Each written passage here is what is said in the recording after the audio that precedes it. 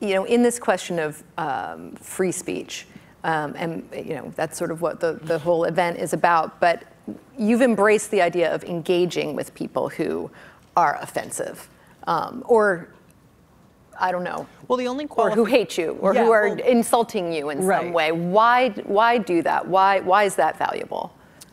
So the way I think of my podcast is I think of it as the asterisk on the First Amendment.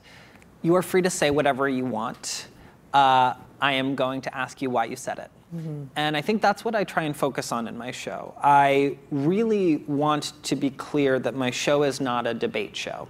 If someone calls me a faggot, we're not going to debate about how much of a faggot I am. We're also, because it's high. We are also not going to necessarily debate about whether or not being gay is a sin. What I am very interested in is asking why someone thinks a certain way. And that's something that I don't see a ton happening in discourse. And I want to share something interesting, which is that a lot of times when I ask my guests to come on the show, if they accept, they often say, yes, I can't wait to debate you. And I stop them right there and I say, no, no, no, no. This is not a debate. But it is interesting that the word debate is the closest approximation we have for having conversations across difference, right? And the reason I don't use debate on my show and don't love it is for two reasons. One, I think debate is gamified conversation. There is a winner and a loser at the end of it. And I think some issues are so complex that we cannot have a simple winner and loser at the end of a conversation. And the other, and I don't mean to be bleak here, but we are living in a very dangerous post-fact world. And what I mean by that is if we are, now of course there are facts, right? They exist. I hope but so. There isn't or else we're really in the wrong business. But yeah, no, there are facts. But we live in a time when if I feel a certain way and my guest feels a certain way and it's the opposite, I can go online and vet everything I'm saying with a whole bunch of sources that I deem to be reputable. And they can do the same thing. And that's a very, very terrifying thing. I don't need to tell this room that that's a terrifying thing. But that's why I am trying to kind of interrupt the space by asking why someone thinks a certain way, because at least they are experts on themselves, right?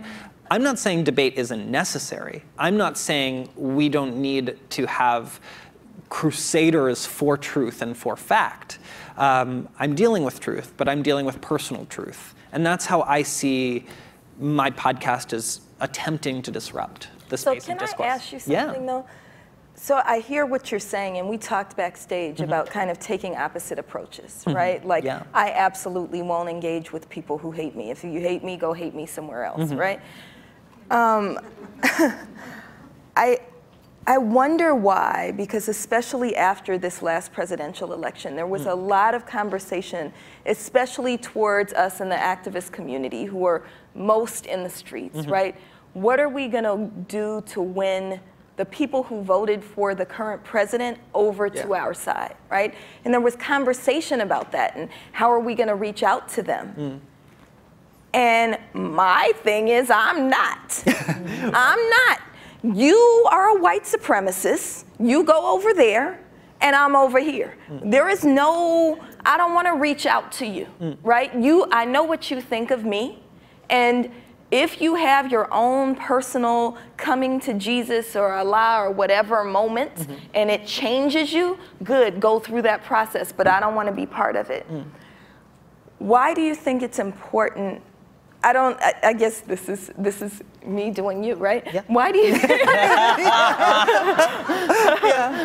Why do you think it's important to dig when there are the people who hate you, and for the reasons that they hate you, are so problematic for the world?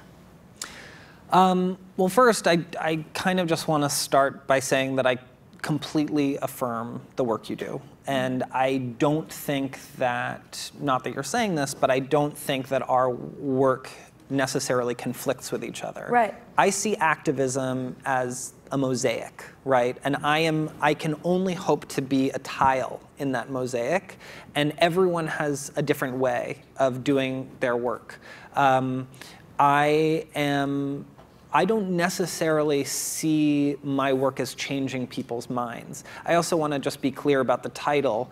The reason the title exists that way is that often when you read a negative comment to you on the internet, no matter where it falls on the scale of negativity, it feels like hate. Right. I don't think anyone who I spoke to would ever identify as a white supremacist. But they are. But well, I don't want to speak for them. I'm just saying that there's a lot of white supremacists who don't identify as white supremacists, but their behavior is absolutely white supremacy, which makes them a white supremacist. So I don't need them to affirm it for me. I know, right? Right. Well, but yes, not to comment on my guests, but I do think that systems of white supremacy are upheld by people who don't know that they're upholding them.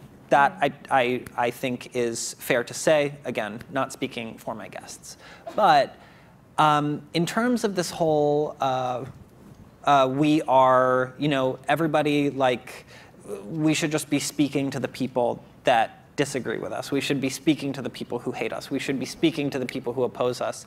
I also am very clear in my podcast that I don't see it, nor do I see what I'm doing as a prescription for activism, right?